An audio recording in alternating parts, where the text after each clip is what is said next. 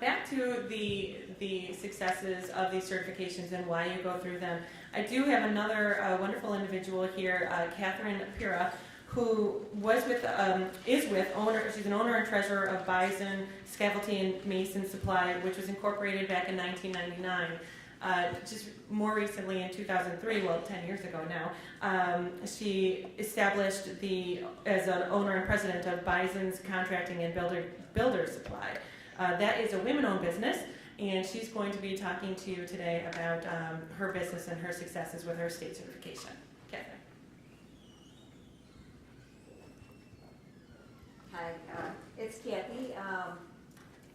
She asked me to tell a little bit about my story.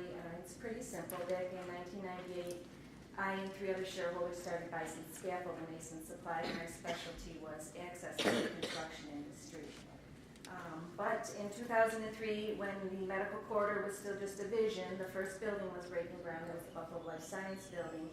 And my largest customer came to me and said that he would very much like to buy his masonry materials from me as well, and it would help if I was a woman-owned business. Well, my strategy was always to meet and exceed the needs of my primary customers, so I decided that I would supply his masonry needs, and because I wasn't in a position to do it with my other shareholders, I started the woman-owned business, Bison Contracting and Builder Supply, and we do contracting for scaffold installation as well as specialize in masonry materials.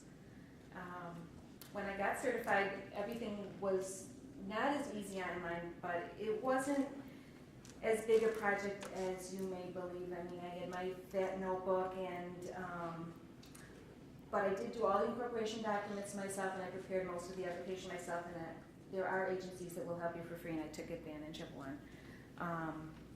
I followed up with applications to Buffalo and Erie County, the Dormitory Authority, the State University Construction Fund, and though I do know women who started the process and did not finish and have successful businesses, it really is an important process to go through because it's compiling all those documents that you should have on hand, and it kind of kickstarts your business plan. And so just having that document to refer back to as your business goes on is valuable as well.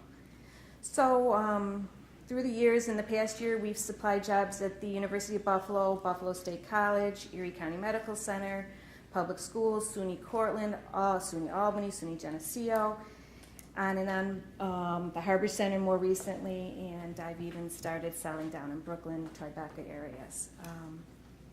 And although I have a person inside who checks the New York State Contract Reporter and the Erie County websites, most of our jobs that require certification come from contractors who check the site themselves. They also come from marketing ourselves as a WB. There are often construction pre-bid meetings directed just towards MWBEs, and of course we have salesmen on the road, and that's why I want to say that you still have to be in your business. The women-owned business status has also fostered business with local competitors. We have joint ventures, but it has given us an edge over national competitors. And also one thing to keep in mind is your competitors will also be applying for this status. My largest competitor in town for wire and anchors mesh, she's a WB also. So if you have to keep up with the competition as well. So the opportunities expanded our vendor list and our customer list, and this benefits our customers. We like to support our customers, but you still have to do what you do best. And I'm a stocking dealer. You always have to still do your credit relationships, qualify your vendors, qualify customers that you want to do business with. What can I say? You know your value. The insurance company, the industry standards, they all still have to be maintained. The WBE or the MBE is not a pass. The certification opens the doors, though. It puts you on the bids list, and it flags you as a supplier contract that managers want to do business with. Almost every single day I receive a fax or an email from a contractor inviting us to bid, and it's also helped me to establish relationships in the general contractors in Western New York. For example, Stephanie Pennington of LP Simonelli, who referred me to the center today.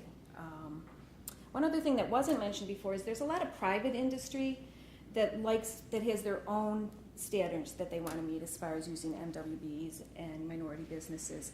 And so, for example, Goodyear, when I filled out the qualification packet just to do business within their company, install an industrial application, they wanted to know if I was a woman-owned business or a minority-owned business because they try to set their own internal goals. So that's about it. I'm not an expert, but I do believe in women sharing experiences and supporting each other, so I will have some cards in the back if anybody wants to ask me questions about the construction industry in Western New York or how I can help you out.